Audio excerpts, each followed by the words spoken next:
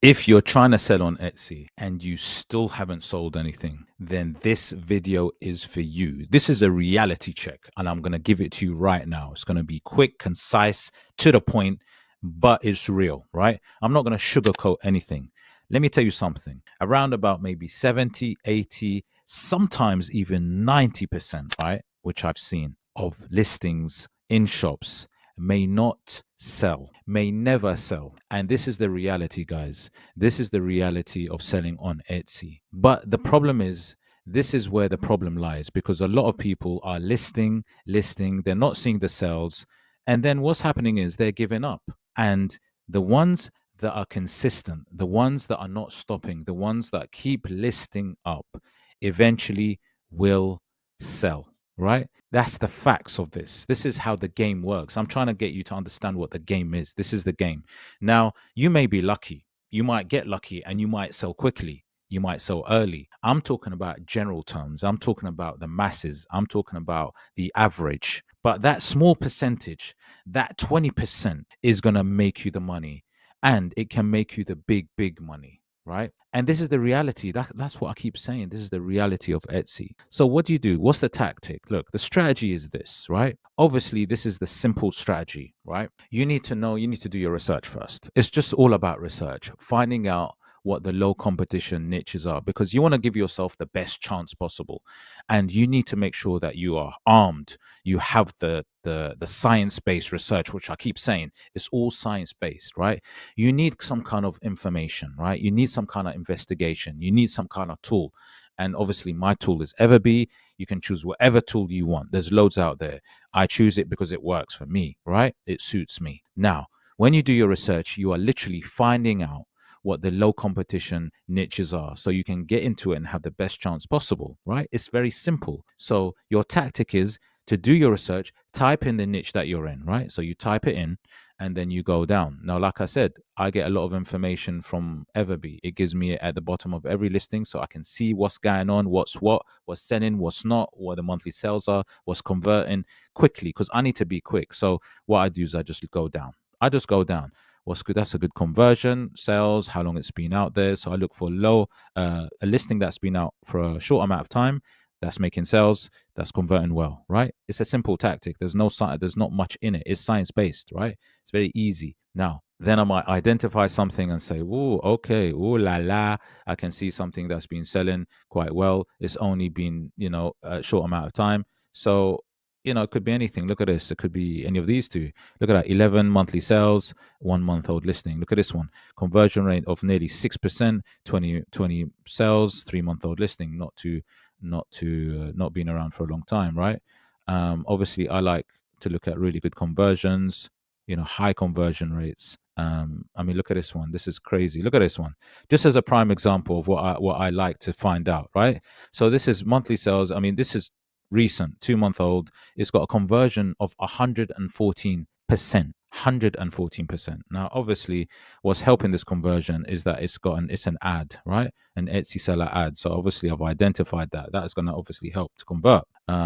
So what you want to do is you want to try and look at the ones that are converting organically. Ideally, that's the ideal thing. Look at this one.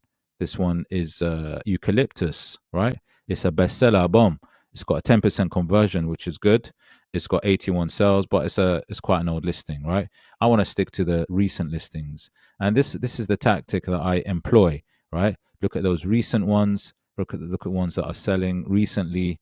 Like I said, I noticed there was one here, 1 month old, and this one is quite good as well. Look at this. Fairy Garden, 3 month old, decent conversion, 20 sales, right? Problem with this is it's also an ad by Etsy seller. So obviously it's getting some help with that. But that's the idea. That's what you do. You look for low recent listings in your niche that you want to get into, getting some sales and a good conversion, right? And then you go into that. So then you might say, okay, let's start listing up on this. Let's get some keywords. Let's go to, EverBee. Let's get do some keyword research, and get some good keywords for the listing, right? Obviously, now that you know that's something that is working, you're going to sort of list it up. So, like I said, I like to look at page one, and identify things that are selling well, that are recent. that have good conversion, right? So it's a simple process. Yeah, so it could be something like this. Look, there's a 3-month-old listing. It's made 57 sales, decent conversion. It's called Little Wizards. So, it might be the case. I might do a little bit more research on this, but it might be the case of wizards is a good keyword in the clip art niche, and it might be something that has low competition. Obviously, I'll do my due diligence and maybe do some keyword research where I'll type in, wizards or wizards clip art. So let me just type in wizards clip art in EverBee wizards clip art, right? Type that in, see what it gives me. Not too bad, right? Look, keyword score of 30. But where it becomes interesting is it gives me some other keywords that are similar. And look, the competition is low. So there's a lot of low competition within the wizards or wizarding or wizard magic, these kind of similar wordings in this niche. Yeah, look, wizard magic clip art, low competition. It's got a decent keyword score. Obviously, the higher the keyword score, the better. The volume is 146, bit low, but it's okay. You can still get up on that first page. So look, very quickly identified as wizard magic or wizard clip art. That could work. Now, obviously, it's not just about the words that you use, it's also about the design that you create, right? So yes, you might be in a low competition niche or a niche that might work for you, but you obviously have to also make sure that so let me just exit that. So then what I might do is I might just type in wizards clip art at the top and just start looking at a lot of these sort of wizards related clip arts and see how they're doing generally. Because obviously it also depends on the type of imagery you use. A lot of these are doing quite well. Look at these conversions. Look at that, 24%. Look, 5%, and they're all green. They're all making decent amount of money as well, which is very interesting. And the other thing is they're all different, from all different sellers. So obviously, there's some interesting things there. Obviously, there's some interesting bits there.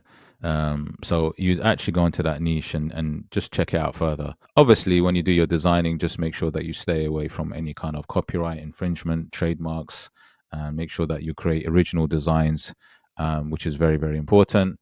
But it seems like the wizard niche is in the clip arts seems quite a good one, a profitable one, a low competition one, right? So after doing your keyword research, then you go back and do what I've just done, where you just type in specifically the sub niche in clip arts, wizards, and have a look and see if other sellers are also making money, especially the recent ones, right? It's a simple process, guys. It really is not that hard. And then you simply using the keywords, the good keywords, is create your listing and obviously create designs around about the similar sort of style of designs as the ones that are selling well, possibly, right? But in your own unique way, right? Obviously, emphasis on being original and unique in your own style, right? And that's what you do. Very quick research, list up. Quick research, list up. And then I'll go further. And then it might be something else, right? I might look at funny animals, right? Funny animals clip art. So what you do is you get specific in the sub niche, right? And then you go down. So I like to go like keep it open, clip arts, if that's the niche that you want to sell in. Or remember, use any niche that you're actually selling in and keep it open. And then actually go into the sub niche. So now I'm in the funny animal sub niche. I want to see any recent listings that are selling quite well. I can see that some of these are quite, I mean, this is not too bad. 5 month making 49 sales, funny animals, right? This is another one, 5 month. This is 3-month-old listing, 45. So recent listing, tick. Conversion, decent, tick. Good monthly sales, tick. And you've got different sellers that are doing it and it's working for them, tick. So there's a few boxes that you need to tick and make sure that it's working. And then what I'll do is go and check out the keyword research and make sure the keyword score is high, is decent, and there are lots of alternatives. So go back to keyword research, like I said, using EverBee. This is the process, guys. So I say funny animal clip art, right? And this is all part, and it's a very quick process. It's a 10-minute research, right? So coming here, keyword score is not great, it's 10. When I come down, it's giving me amber, which is showing the competition is not the worst, but not the best. All funny animal related clip arts, not the best numbers. You can see they're around 10 and 0, so not the best. Competition is a bit high. So really, looking at this data, I probably wouldn't get into it, right? It's not worth it. There's too much competition. So can you see that very quickly we've identified Looking at two sub niches. Wizards seems to be a goer. But funny animals is not really. It's too much competition right now. Probably coming into it a little bit too late. So sometimes, listen, guys, you got to remember, you got to be quick in this game. You got to be real quick. So when you identify something that's got low competition, just list up in it, because what you want to do, you want your listing have that quality score, have that really good, the algorithm to favor it and push it before the others start coming in. Other Etsy sellers trying to jump on the bandwagon, right? But like I said, it's still no guarantee that it will sell. You're just doing your due diligence, all the good things, all the right things to give yourself the best chance possible, right? But you know what? You keep doing that and you keep doing these right things, you will win in the end, and you will sell, and you will sell very well. But you have to be consistent. It might take time, might take a while, but once you understand what is working, then what you do, then you change your tactics. Once you see something that's selling, you start doing other things, variations to that.